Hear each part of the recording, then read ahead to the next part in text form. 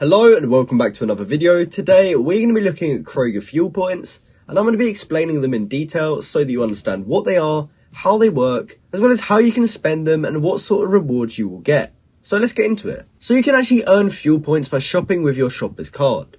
Every dollar spent on groceries earns you 1 fuel point.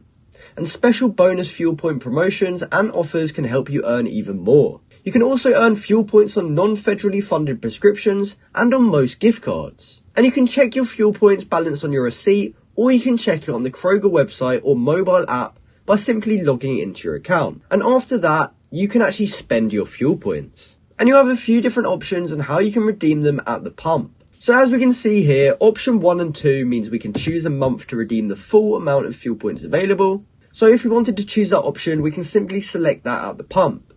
However, if we're not interested, we can move on to option 3, which is enter the amount you want to use in 10-cent per gallon increments. And that will basically allow you to spend your rewards to save on fuel at $10 per gallon increments.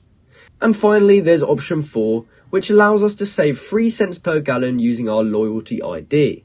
And once we've done that, we will have successfully redeemed our fuel points. However, one thing to keep in mind is the expiration of fuel points, and this is because they actually expire on the last day of the month after they are earned. So for example, fuel points earned in May would expire at the end of June. So you want to make sure to keep using these points and don't let them expire, or you're pretty much just wasting money. So this has been my video explaining Kroger fuel points. Hopefully now that you've watched this video, you understand everything you need to know about them, and you can use some of the knowledge you learned in this video to assist you in the future. If you found this video helpful, please comment down below to say it helped you out, and like and subscribe to see more content like this. Thanks for watching.